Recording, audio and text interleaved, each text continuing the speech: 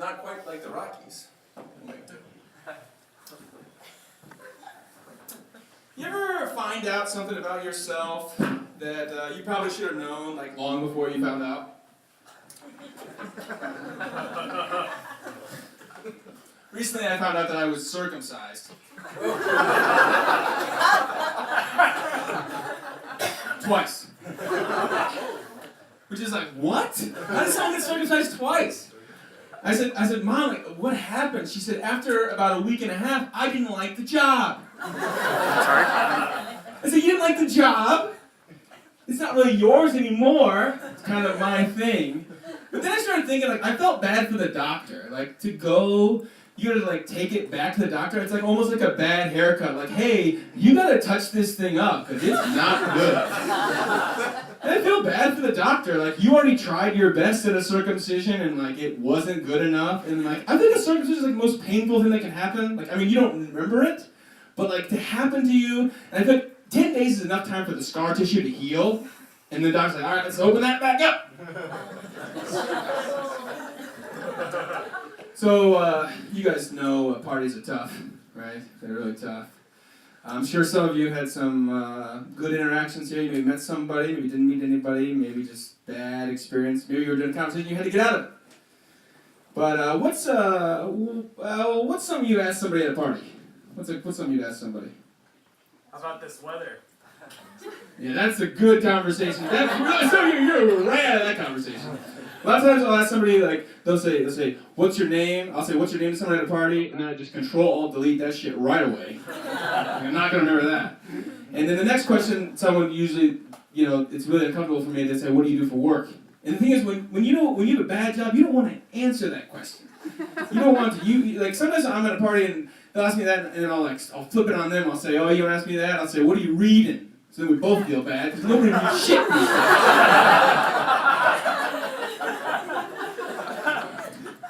So recently, I was at a party, and the woman said to me that she was a criminal defense attorney. I was like, oh boy, this is going to be bad. I should have just left right away. And she says, what do you do for work? And I started thinking, I was like, man, I don't know what to say. Like, if I tell her what I really do, she's going to really think it's bad. So I lied. Well, I didn't lie. I said my side hustle. I said what I am is a magician. And the look on her face as she pretended to be interested was terrible. You all know when you're pretending to be interested in somebody else, like, that's bad. But when you know someone's pretending to be interested in you, that's next level.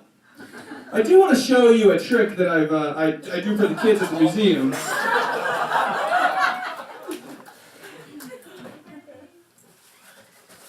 We have a handy bag. This is the bag. But basically, I do this one for the kids at the museum all the time. They love it. I show them a Coke bottle. I raise my hand over the bag. It disappears. And the kids lose their mind. I snap my fingers. And it comes back. And I know a lot of you guys think you know it, but watch, I'll do it in slow motion. See? It's gone. Fine. I guess it's not that good of a trick, you know? Maybe it's not that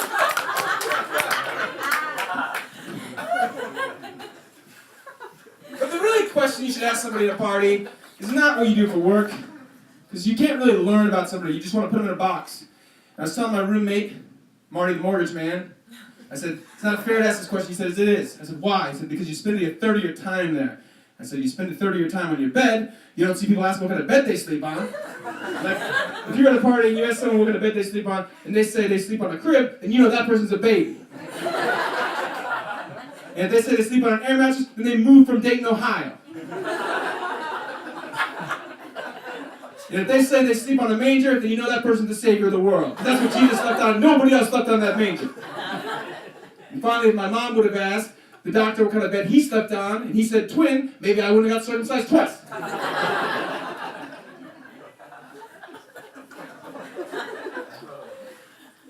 You ever see someone texting, and you know you're not supposed to see it. You're not supposed to see them texting. You glance over at someone on the train, you see it. You're not supposed to see it. You're not supposed to see it. No way. But you saw it because your eyes are so damn good. You couldn't help but see it. Your eyes are that good. Recently, this happened to me, and I noticed the text was about me.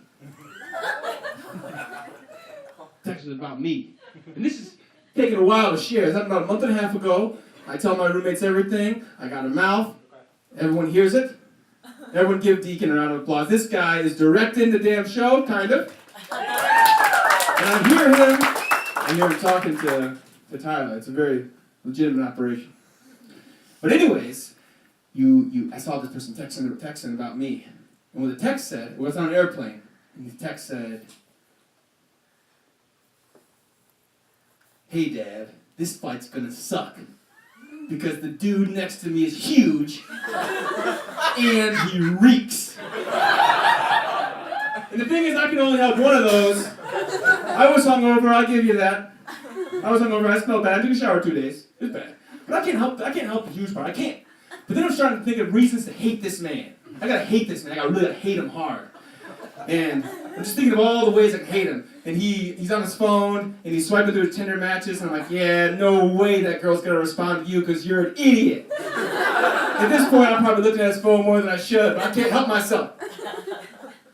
Anyways, he orders a Sprite, and they say it's $2.99. He says, "I don't pay $2.99, that's outrageous for a Sprite." I'm like, "Man, what do you think this is? This is Frontier Airlines, you gotta pay for the Sprite.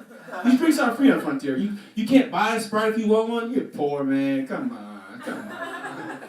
Then he gets water, but a cup, because the bottle costs $2.99 too. Anyways, into the flight happens. He's bobbling his cup around, drops it in between my legs.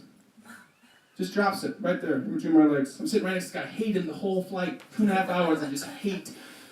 Kill this guy, ruin his life, that kind of stuff. And see, I'm like just rooting against a person, like more. Like, I mean, you think of Judas in the Bible, I hated this guy so much more. It's not like this.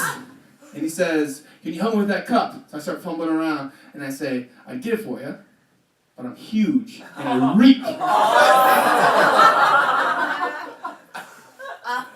But I thought, you know what, he's got a good point. I checked my BMI, I'm level 1 obese. I'm 6 pounds away from being level 5 overweight. Very thankful I'm not level 21 obese, which I feel like is the highest level on the chart. I looked it up. That would mean that I weigh 420 pounds. Luckily, whatever.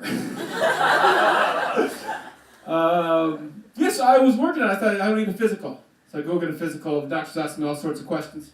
He says, "You having sex?" I said, "Like now or in general?" He says, "How about now?" And I say, "No." "What about in general?" I said, "Also no." And he says, "All right, take your pants off." Okay, you gotta do it, it's physical. And he goes, "Wow," which is the last thing you want to hear from a doctor in a physical. The penis too small? Is it too big? And not too big, obviously, but I don't know what he's talking about. He says, "Wow, were you circumcised twice?" Thank you so much for coming to Heat Check, guys. We have a great show for you tonight. There's lots of good guests here tonight. Kimi's on the keys. I'm going to have a seat, and we're going to get this show going. Thank you so much. All right. Let's see if I can get a Coke bottle out of my back pocket.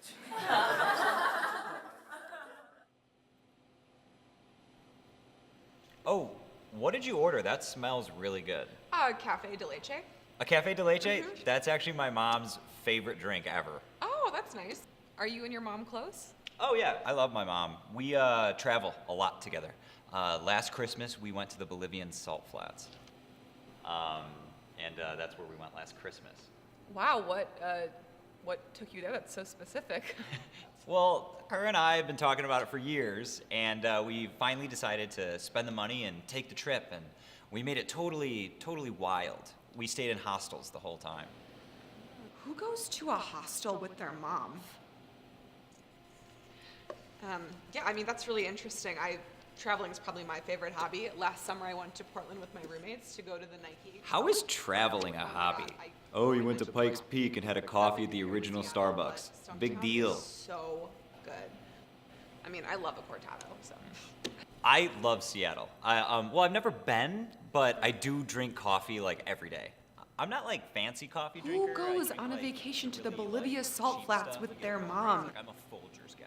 I mean, I've gone to like the Grand Canyon with my family, but the Salt Flats, that's just not a trip you do with your mom. Donuts or Seattle's best, and I won't step foot inside a Caribou. But, you know, to me, the basic pre-ground coffee stuff is the best. Hey, do you have a favorite pre-ground coffee?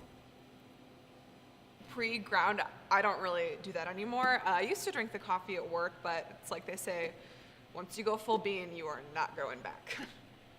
I wanted to ask you something. It's getting about 7:30. I actually wanted to know if you want to go see a movie up in Logan Theater.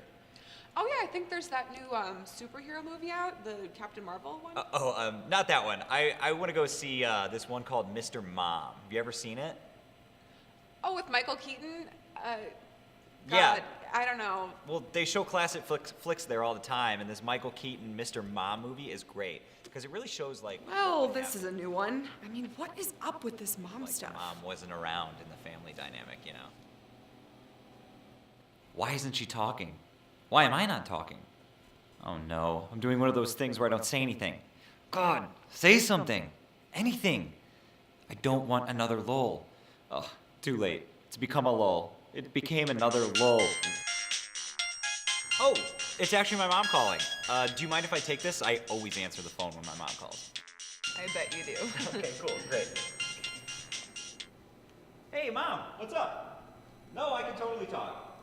Oh, I'm on a date. She'll probably think it's like charming if I answer the phone for my mom. Yeah, but no, I can't wait to see the photos either. We're coming in? Oh yeah, such a good trip. And no, she's great. Do you actually want to meet her? I got her right here. She'll probably talk to you on the phone. Or maybe she won't. Let me call you back, Mom. Love you too. Bye. All right, Tyler, come explain yourself. This really happened to Tyler. You have to explain yourself. They want to see the director. They want to see the producer. They want to meet you. It was a bad date. That actually happened. That's based on real events, but you know, when your mom calls, you answer, right? So what happened? Wasn't there something with you sent her a postcard afterward? I did send her a postcard immediately after the date. Oh my God. The bill came with a postcard, so like I used she saw that the bill came with a postcard, and you're like, oh, that's cute. They gave us a postcard, so I sent one to her at her place of business. Right? So I bet her coworkers I'm just got surprised hurt. that you didn't realize that it was a bad date until I was having a great time. she unmatched with you, didn't she? Oh yeah, pretty much immediately.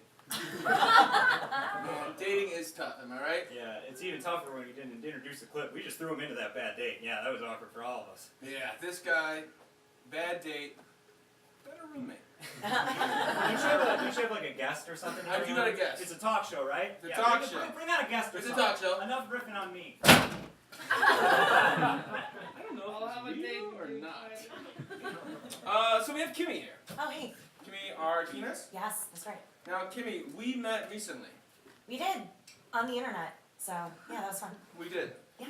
Sometimes in Chicago, you can reach out and you can get very talented people online. Kimi. And sometimes you can get, 30, 40 messages of, people. But you've been doing this around the city. You're a musical director. You do stuff all over the place, right? Yeah, so I actually recently quit my soul-sucking job as a school social worker to pursue my childhood dreams. Thank you guys. Let's go! Preach! So I have just been freelance music directing all around town, and it has been a blasty blast. Truly an inspiration. I mean, as soon as you said that to me, I thought about quitting my job again, It's a thought that I have a lot. But we are very thankful to have Kimi here. And Thanks. thank you so much. Thanks for letting me be on the show. We actually met in person about 8:30, so... Yeah, he told me the pizza was getting here, so I got really turned about that. And then she thought that... Isn't there some Giordano's out there? Did someone see that? Yeah, No, it's Papa John's new deep dish. No, they said that it was Giordano's. It's Giordano's, isn't it? There is both. Kimmy comes in, she's like, Papa John's really stepped their game up. It's really good. And that's why. Now, our next guest tonight is a good friend of mine, Luis Ortiz. We met while working in the mailroom at a hedge fund. And, no joke, that's just where it was. That's where it happened. And he's a good guy. But I do want to say that we met, we started doing improv together. He's done stand-up a few times, but what he's about to do is some storytelling for us. And it's a very serious talk. It's not meant to be funny. react accordingly. This part is not a bit. Like, it is doing like actual storytelling. He's not trying to tell jokes. But give a good round of applause for my good friend Luis Ortiz.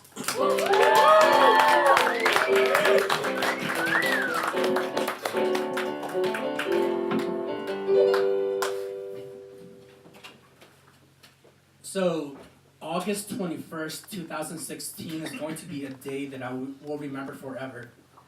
At this point, I've been dating a girl for about a year now, and I want to take her out to a nice place. I want to plan a nice date. So I made reservations at a pretty fancy restaurant. And I don't always take girls out to fancy restaurants, not because I don't want to, but more so because I can't really afford to take them to places like that. And so everything's going according to plan. We're hanging out prior to dinner, and at this point I say, you know what, my attention's going to be on her. I'm going to cut communication from the world off. My phone is in my pocket, is on silent. I don't care what's happening out there. The world could be burning, but my attention is to her. So we get to the place, and like I said, it's a nice place, and I planned for a nice evening. However, I didn't plan my outfit, because when I walk in, I'm wearing a white t-shirt that's literally stained, and it's got yellow pit stains everywhere. I'm wearing basketball shorts and like some torn up shoes. I really look like I can't afford the place. So we have our dinner, with a nice bottle of wine, and it's going great. We leave the restaurant, we go back to my place for coffee, and we're hanging out. And we've been spending time for about, I don't know, maybe 7 hours at this point. And the date, perfect. I planned this, and they had gone to plan. Now, I'm a gentleman, so I have to walk her out to her car. And at this point, it's already nighttime. And I have not checked my phone the past couple of hours. So as I pull my phone out, I just freeze. I freeze because of the text messages that are on my phone. I haven't talked to anybody except her. And she knows that something's wrong. I can't explain to her what's happening, but all I can do is just show her my phone. And then she hugs me because the text messages on my phone are telling me that a childhood friend of mine had been shot and had passed away. So while I was over here having an amazing dinner and executing my plan, my friend was somewhere else taking his last breath. And I had planned for this amazing night, and it had gone awesome. But on the other hand, my friend never planned to wake up that morning and never to finish the day. I had planned to do all this, and it was amazing. But my friend and I, even though we never planned for any of this, we've never planned for tragedy. So like I said, August 21st is always going to be a day that I remember. Not because I had an amazing date, but because it's the day that my friend passed away. August 21st will also be a day that I remember. It would be a personal reminder to me that I can make all the plans I want in life, but I will actually never be planned for the things that life has for me. Thank you. Thank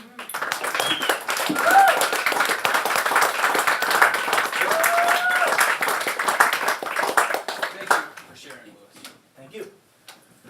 Now, I think there is some interesting subject there. Mm-hmm. We are not in control. Or not. And how long did it take you to kind of realize, I mean, this obviously transfolded over that day, but like, how did you really, decide, like, how did you make a change after that? I mean, you're not in control, but how do you like live differently now that you're there? I guess when I encounter something, I ask myself, what is the backstory to this? So maybe, even if something is like a person just stepping up to me and want to have a fight or something, there's got to be a story behind it, something that I am not in control of, but how I choose to go about it, is my choice, regardless of, however it came about. So kind of just like thinking, everyone has their story. You don't know what they're going through, but like even no matter what plans you're making, like even the person in the moment doesn't even have control, perhaps. Perhaps, yeah. That's I mean, I felt something there, so let's give Lewis credit. I mean, that was a great story. Yeah. Lewis, he is obviously incredibly depth right there. But we did meet in the mailroom. And, We did. I couldn't get this guy on stage without promising one of our old styles. I wanted to really make it seem this is our only legitimate conversation of the night. So I just want to help even more so. So, I mean, it'd be better if we could dim the lights, but... No. I think, Lewis, it's all perfect. You're not in control, man. I'm not Anyways, I asked Lewis to share a story. At some point during our friendship, I woke up at a booth at the Clark's Diner on Belmont. I woke up in the booth. So that shows where we were at in the night. Because I was intoxicated to the point where I'm waking up in the booth, and now nobody's in the booth but me. Where's Lewis? He was there, but now he's gone. So what happened, Lewis? Tell us what happened. To this day, I still feel like I was betrayed. I had to pay for 3 people. I woke up and had to pay for everybody. So, what happened this night, like you said, we were at a certain point in the night, and I remember having to use the bathroom. So I remember going to the bathroom, but while going to the bathroom, I saw some stairs. It was dark, and it was just leading somewhere, and I was curious to where these stairs took me. So there's a text message. That, yeah, but I see this text message later on in the night. I have to seize up the situation, make my judgments, and it's time for me to leave. I mean, I've waited at this booth awake for 15 minutes. It's time to go. I hop in a lift. And then I wake up to see your text. My text message. Do you want me to read the text? I want you to tell the people what I woke up to see the following morning. Now, just read the text. Okay. What are you doing? This text is unbelievable. And true story. Show them the actual text. This is a block of text, okay, guys? This ain't no joke. This is a text. What's the date on it? I don't remember the date. This is a screenshot. How do you, what? Okay. I'm not gonna dig through. Okay. So it says, dude, I'm sorry. When I went to the bathroom, I found a staircase going down, and I followed it. I found so many turns. I tried finding my way back, and I was confronted by a Mexican guy. He's Mexican! God, why are you... Okay. I panicked and ran. I ran down the tunnel, but there were several other tunnels. Some were dead ends. After so much running, I ended up in a kitchen, in a restaurant, somewhere on Lake Street, way up north. So I took a cab home. Everybody, Luis Ortiz! Thank you so much. Thank you so much. Now, like I said, our next conversation is not meant to be authentic. It's meant to be informative. Our next guest really needs no introduction. He is Marty Strickland II. And I've known this guy since I was, I think 5 or 6. But mainly he's coming on to share with you, youth, how to get a mortgage. Or information about mortgages, what's happening with mortgages, but he only has 1 minute. So without introduction anymore, Marty Strickland, number 2, everybody!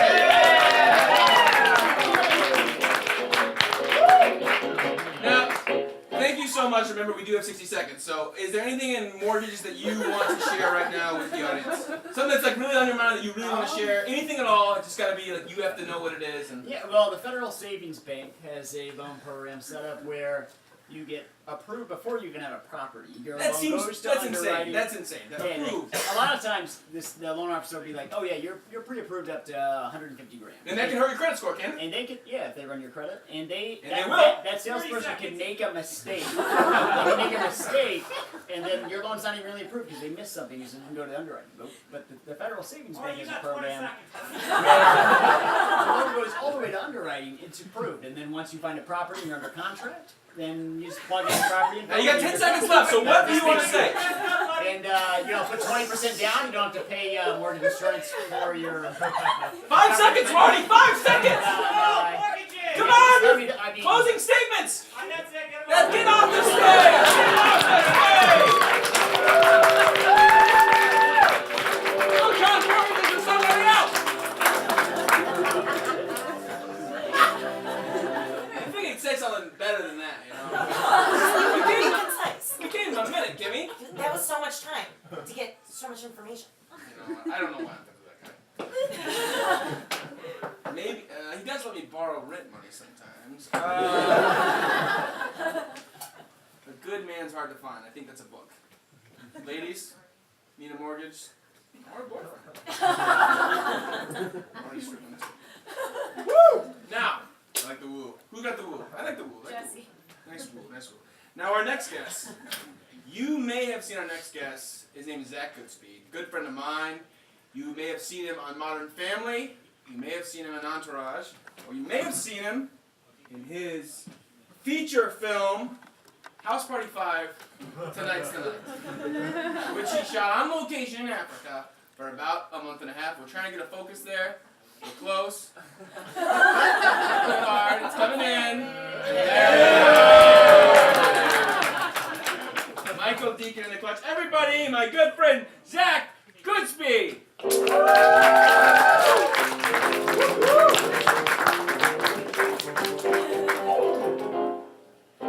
Now, first up, I've noticed you brought a jug. Well, they offered me old style backstage, but they weren't aware of my gluten allergy. Yeah, I heard that you don't just have celiacs, but you are celiacs. I am. And you tell them that when you call the wrestlers. I think I've heard that before. Yeah. I said, what do you mean you can't cook it in a clean pan? I am celiac. Now, there are probably some other gluten-free people out here. You're all fake. This guy is real celiacs. His Instagram bio is I am celiacs. He is the master of celiacs. But I know you. This guy really is an actor, guys. I know this is amateur hour, kind of, but this guy was on Modern Family, and I know you have a story to share with us. Yeah, boy.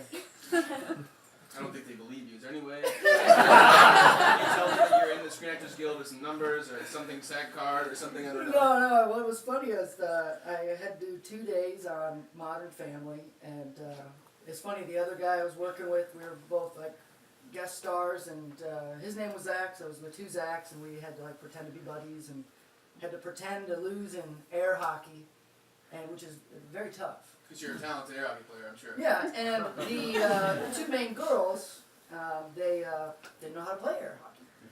So I think that's the easiest game to play. yeah. I'm not bad at it, but I can put a puck down. It literally took about, no joke, like a dozen times for this chick to hit the puck straight down the table. And I'm like, come on, just stop, don't worry, I'll know how to miss. I'll do this. Like, just send it down the middle. Ka-clink, ka-clink, ka-clink, ka-clink. It's like, wow, this is going to be hard to sell. So that was one of the tougher. And they didn't have to wear roller skates. I had to do all the acting on roller skates. What season are you in? These people don't believe you, it's obvious. But Oh, what okay. season, what episode, so they can watch it when they get home on the old Netflix? Season 4, the episode's called My Hero. They're at the roller rink. That'll be your key. In the description. Now, I know you're here to promote your new film Oh, yeah. that's in theaters this weekend. I know that's what you're here for. Can you just, what's going on? Tell us about Drill Men, Life's a Bits. Drill Man 3. Okay, some people may have missed the first and the second, but I'm glad you're here. So it's a fun series. I play a young Jack Robertson, and God. I saw the first one. It was, yeah, no, wow. yeah. So it's kind of a prequel in a sense, and I mean it's kind of like the origin story of Drill Man. And you laugh, but it's This is a gory. very bloody. You gotta drill, for God's sakes, guys. Yeah. usually takes it to the temple, something like that. So just give us a little bit. Like, I know it's, he's been after you for quite some time. And Yeah. this is one of those scenes, you know. What's going on? Well, I spend most of the movie evading his presence, meanwhile trying to reveal his true identity. And we find ourselves in Jack's apartment, and I think we have a clip. we have that clip. We have a clip. That'd probably sum it up a lot better.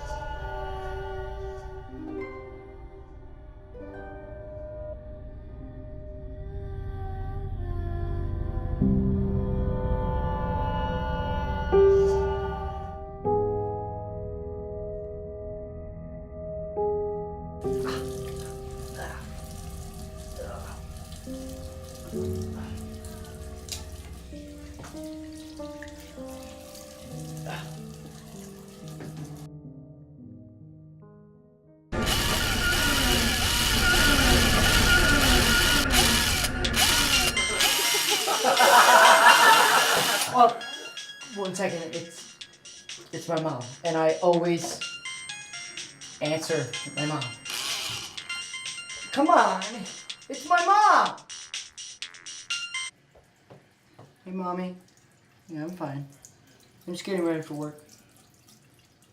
Good speed, everybody! I wait for the film and I don't get a selfie, right? Alright, we'll get one here for everyone in the crew. Everyone smiling? All right. That's great. Everybody, Zach, good speed. Thank you so much for coming. Take your jug, I don't want that. All right. You think you stole the mug? So that was something, right? I got tingles and jingles all up into my spine. Would you see that, or? Like, you know, if it was streaming eventually. More of a straight to Yeah. Netflix type thing? Yeah, I wouldn't, go out of my way. Didn't Jake Gyllenhaal just have a movie go straight to? It's similar. Yeah, oh yeah, definitely. It's the caliber, similar caliber. Now, our next guest, Naomi Spungen, is headlining the show tonight. She's going to do a few minutes of stand-up, and we'll see what happens. Everybody, Naomi Spungen!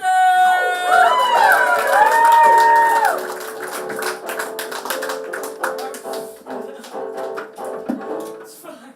Keep going. Hi, everybody. How's it going? How's everyone's week? Anyone have a good week? Yeah. Okay. No. Yes. Get out of here. No one wants to hear that. No. No one can relate to that. I've had a horrible week. I had a pregnancy scare. It's true. Thank you. I was walking down the street. A pregnant woman jumped out of a bush. I was like, ah! What the fuck? You're so pregnant. I'm not a doctor, but should you be doing that? You're in your 3rd trimester. Yeah, I know a couple words. No. I was like, what were you doing in the bush? She was like, taking prenatal vitamins. I was like, oh, gonna be a good mom after all. That's actually really nice. And a happy ending to that story. No, I had a real pregnancy scare, so I had to go to Walgreens and buy a pregnancy test. But every time I do this, you know what I'm talking about, right? Every time I do this, I can tell you know what I'm talking about. You got the winged eyeliner, you know what I'm talking about. I feel like really self-conscious about it. So I was standing in line with the pregnancy test. I'm like, all right, here we go. And then saw a pack of Uno cards. Bingo, right? That'll lighten the mood. So I went up to the cashier at the pregnancy test and the Uno cards, and I was like, hope I don't draw 2, if you know what I mean. And the cashier said, I don't know what you mean. I'm a 15-year-old boy. Hate my job, and I hate you. Right? I hate you a lot. No, okay. That was a joke. That was a joke portion of this. No, I did find out this week that my IUD is expired by 2 years. It's really long. And that's what, it's basically like decoration at this point, right? It's like a hood ornament for my uterus, right? I'm worried teens are going to steal it and sell it on Depop, right? I said Depop because I need you to know I'm young. I am young. No one here shots on Depop? Okay, cool. Well, ask me about it after the show. I swear me and Jason both got that shirt. Oh, you're right. No, There can only be one. there can only be one, that's right. What else? Nosebleeds? Anyone here get nosebleeds? Yeah. Okay, you guys, you're gonna understand, if you're an adult who gets nosebleeds, and you also have like a gaunt face like me and make the eye contact that I do, people think you're up to something, right? Nobody thinks it's dry weather, right? Like the other day I was in a yoga class. I was actually at Core Power, need you to know that. I did go to Core Power. I was in downward facing dog, and all of a sudden, my nose just starts gushing blood, okay? So I got up off of the mat, and I'm stumbling out of the room, catching the blood in my hands. In my head, I was like, Naomi, you have to say something. So I turn to the room and I go, it's not drugs.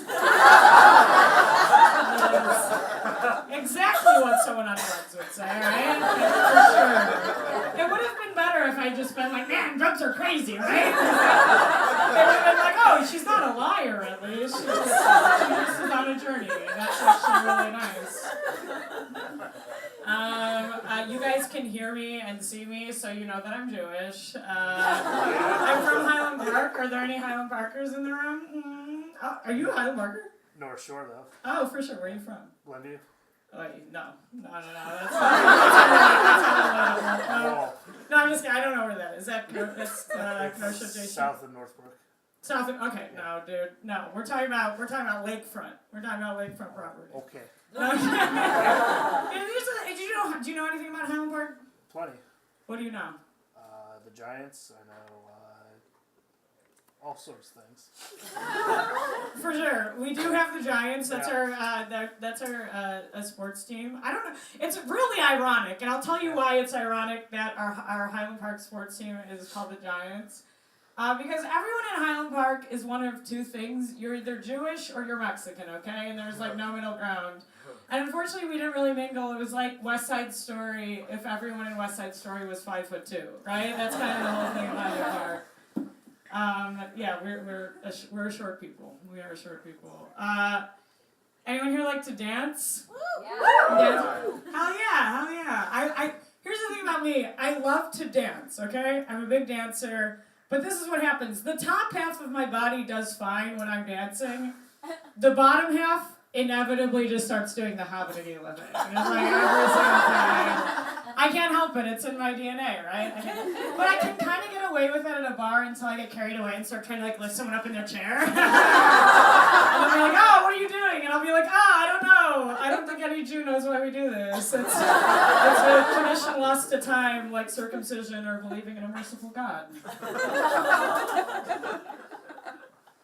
No, this is, okay, I go out dancing a lot. This is a thing that I find myself doing more and more, and this is the move, okay? Yeah, okay, I'm seeing a flicker of recognition, right? That's because you have a mom, right?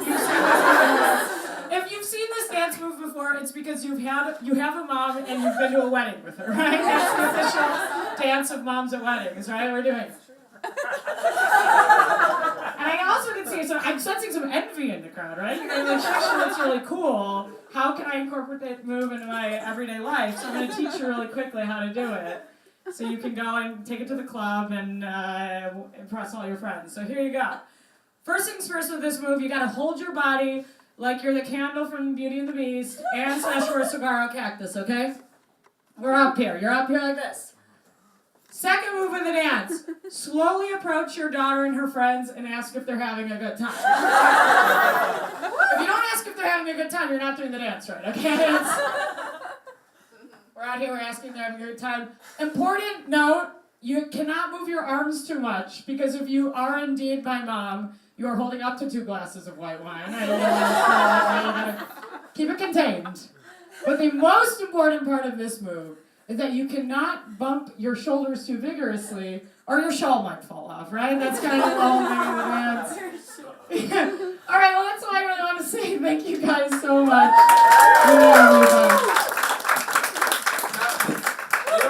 They can see you around town. They can see you at. Thank you. I'll take that. Yeah. Here's my shirt. I had to change because I was wearing this. You guys saw me earlier, but it's the same shirt. Both from Depop. Does no one know what Depop is? You got Depop. You know Depop. Come on, you didn't say anything earlier. I was scared. I was scared. So you got some shows going around the city that people can see, or? Yes. You can hear me. What were we getting? Sleeping Village. My show's called Justice Gals. It's every month, and it's in Avondale. So. Yeah, check it out. Okay, so thank you so much, Naomi. Thank you to Kimi. Thank you to Marty and Lewis and Zach, and especially Tyler. This guy worked really hard on this show. Round of applause for everybody. And, this show really does take a lot of work, so we are hoping to do one late April. So if anyone wants to come back to that. We'll have deets. But also, like, this is a crap ton of work, so if anyone here is interested in getting involved, like, let us know and we can help work on things together. We're all about it. Again, thank you so much for coming. Party still goes until, I guess, the roommates complain downstairs, so have a good time. Thank you so much. You check.